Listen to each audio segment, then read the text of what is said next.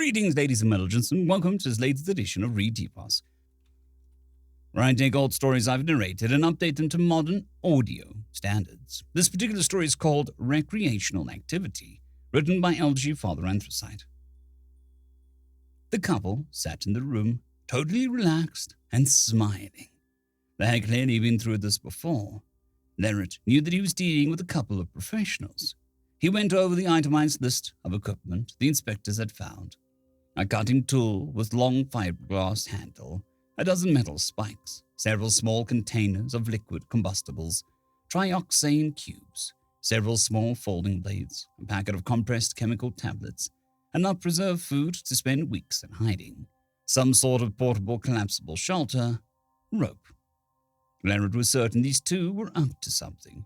He was relatively certain they were planning to cause some sort of trouble, possibly assassinate someone, then flee into the forests here on Grill Prime to avoid capture. The forest of Grill Prime was vast, continent-spanning ecological reserve. They were mostly unexplored and only minimally mapped out. Lerret signaled the guard at the door, who unlocked and opened it. Lerret walked into the room with two would-be assassins. He was careful to not show them his back. They were probably skilled in close-quarters hand-to-hand combat. Lerret sat down, opposing them at the table. He made a show of placing photos of their equipment on the table.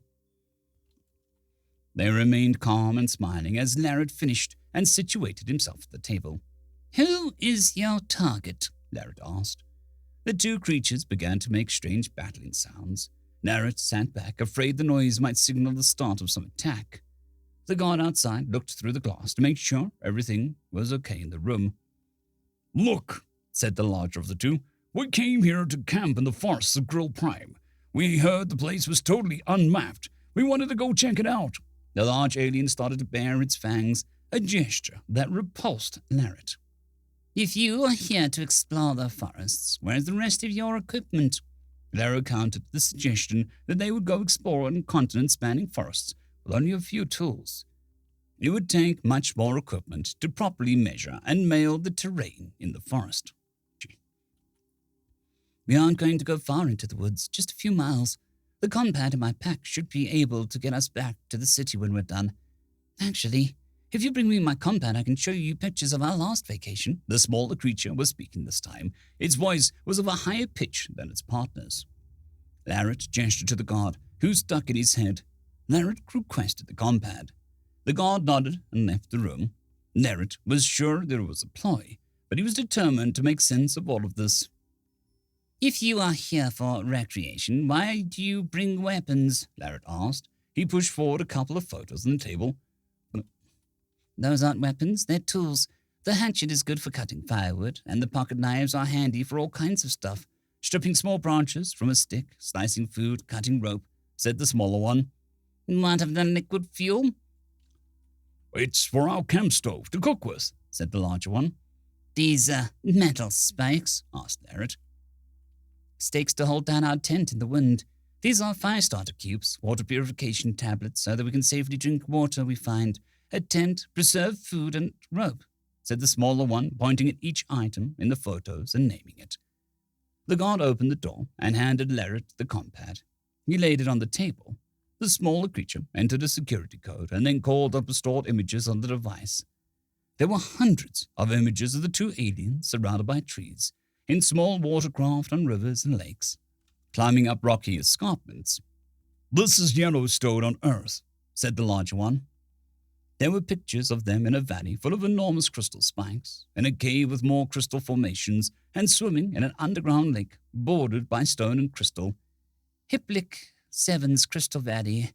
That place was amazing," said the small one. The picture showing them hanging from some sort of harness high in the air, suspended over a deep valley. "Zip-lining across the Denbar Canyon on Cygnus."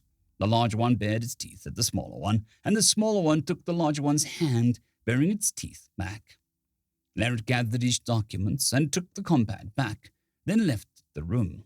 He needed to confirm a few things. After a few minutes of research, he discovered humans, the name of the two creature species, were notorious for spending time living in primitive conditions as a form of recreation. There were several worlds that had started to cater to the strange habit. Larrett was confused and uncertain when another customs guard came in and informed him that the latest shuttle had 3 more groups on it, all with similar equipment. Larrett sighed. Who would want to go live in the woods? End of story. I'd quickly like to thank the T5 peeps: Cold War Boomerwaffen, Severin Cerberus, Bushmaster 177, Henry the Red, Caspar Arnholtz, Cold War Boomerwaffen, Elijah Silvercross, Dragzoon WRE, and Severin Cerberus. Thank you very much.